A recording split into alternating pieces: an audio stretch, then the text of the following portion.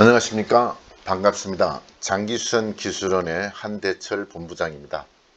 매년 3월 말까지 장기수선 충당금 적립 및 사용 현황에 대한 공개 규정에 따라서 우리들이 장기수선 충당금 적립 및 사용 현황 공개를 해야 되는데요. 양식에 따라서 작성하는 요령을 알려달라는 소장님들의 문의 전화가 많아서 제가 직접 이렇게 영상을 통해서 설명해 드리고자 합니다. 당연히 아시겠지만 기준일은 2020년 12월 31일을 기준하고 있고요. 우리가 이제 여기서 보면 2019년과 2020년으로 칸이 나뉘어져 있습니다. 그래서 2019년 칸에는 사용검사일부터 2019년 말까지라고 개념을 이해를 하시고요.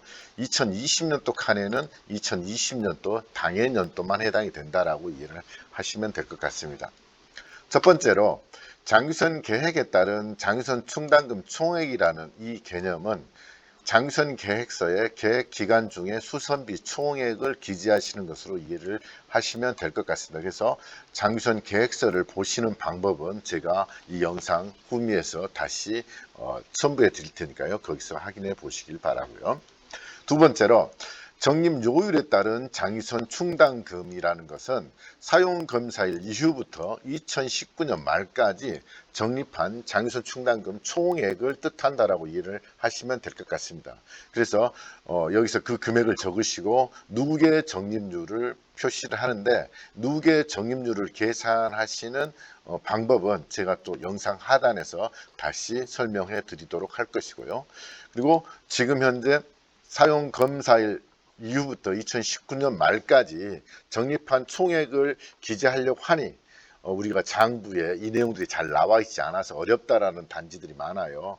그런데 이 부분들은 전산회사에 연락을 해서 보관하고 있는 전산회사의 기간들이 길다면 최고 10년 넘게도 자료를 주시는 데도 있기 때문에 거기를 좀 참고하셔서 최대한 많이 내용들을 기재하시고 정 안 되면 현재 가지고 있는 장부를 기준할 수밖에 없다는 점을 말씀드립니다.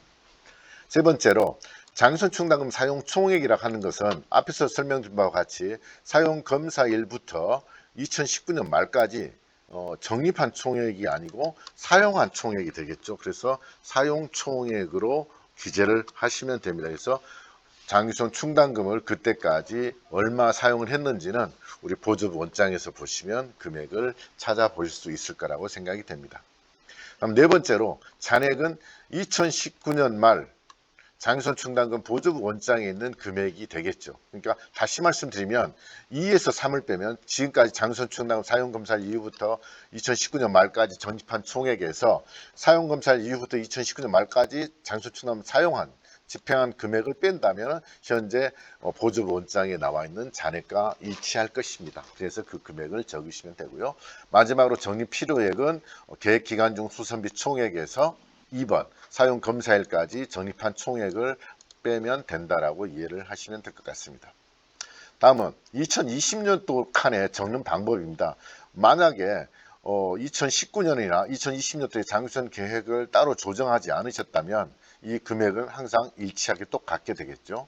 그리고 두 번째로 적립 요율에 따른 장기수선 충당금은 2020년 동안 한 해 동안 장기수선 충당금 적립한 금액이 얼마이냐를 표시하는 것이죠. 아래쪽에 보시면 부가 징수 금액은 얼마, 잉여금 처분에서 얼마, 이자 수입에서 얼마 이렇게 해서 이런 것들의 합계 금액을 적으시면 되는 거고요. 아래쪽에 보면 이제 이 칸에는 없습니다만은 제가 칸을 넣으시도록 만들어 드렸어요. 그래서 장기수선 충당금 적립 총액이 얼마냐? 이거는 이제 아래 칸에 보시면 2019년까지 적립한 총액에다가 지금 2020년대에 적립한 금액을 합하면 2020년 말 현재 장기수선 충당금 적립 총액의 합계 금액이 나타날 겁니다.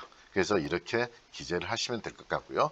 세 번째로 장기수선 충당금 사용 총액은 말 그대로 2020년도에 사용한 장기수선 충당금 금액을 적어 주시면 될 것 같고, 잔액도 마찬가지로 2020년 말 장기수선 충당금 계정의 보조부 원장 금액을 기재하시면 이 금액이 정확하게 맞아 떨어질 것 같고요. 그래서 적립 필요액이라고 하면 계획 기간 중 수선비 총액에서 현재 아래쪽에 있는 2020년 말 장유선 충당금 적립 총액을 빼면 앞으로 적립해야 될 돈의 이제 금액이 나오겠죠. 그래서 이렇게 작성을 하시면 됩니다.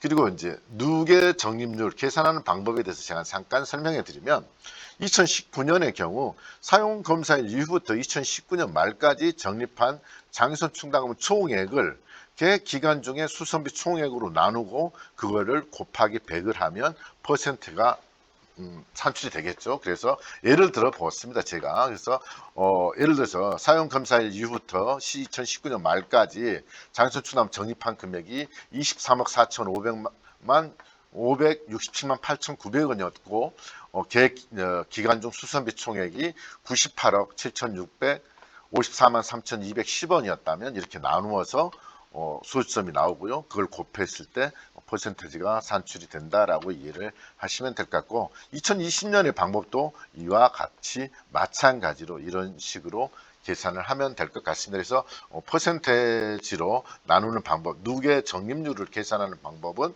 여러분께서 혹시 이해가 안 되신다면 이 영상을 정지해 놓고 한번 계속 다시 한번 해 보신다면 충분하게 이해가 되시지 않겠나 싶습니다. 지금까지 장유선 충당금 적립 및 사용 현황 양식에 따라서 작성하는 요령을 설명해 드렸습니다. 감사합니다. 장유선 기술원의 한대철이었습니다. 자, 우리가 가지고 있는 장유선 계획서 옛날 협회 시스템으로 주로 많이 가지고 있고 이렇게 집계표가 민간업체에서 한 데들도 이런 집계표들을 가지고 있는 데들이 있죠. 그래서 여기서 보시면 우리가 어떤 라인이냐 그러면 이 금액입니다. 바로 그래서 우리가 공사 종별로 6가지의 대분류 항목이 있죠. 이 대분류 항목의 총 집계 금액을 계기간 중 수선비 총액이다 라고 이해를 하시면 될 것 같고요. 다음은 주택관리사 협회에 있는 시스템 상에서 이제 확인하는 방법이에요. 여기서 이제 여러분들이 로그인해서 들어오시면 장유선 계획 수립 조정에서 장유선 계획을 선택을 하시고 여기 맨 위에 있는 걸 선택을 하십니다. 그리고 나서 현황 보고서 5-3을 클릭하시고 그리고 나서 쭉 내리시면 여기에 계획 기간 중 수선비 총액이라고 되어 있죠. 그래서 45억 1620만 6630원이 되죠. 그래서 이 금액이 바로 계획 기간 중 수선비 총액이다 라고 이해를 하시면 될 것 같습니다. 자, 지금까지 장유선 충당금 적립 및 사용 현황에 작성하는 요령을 설명해 드렸습니다. 감사합니다.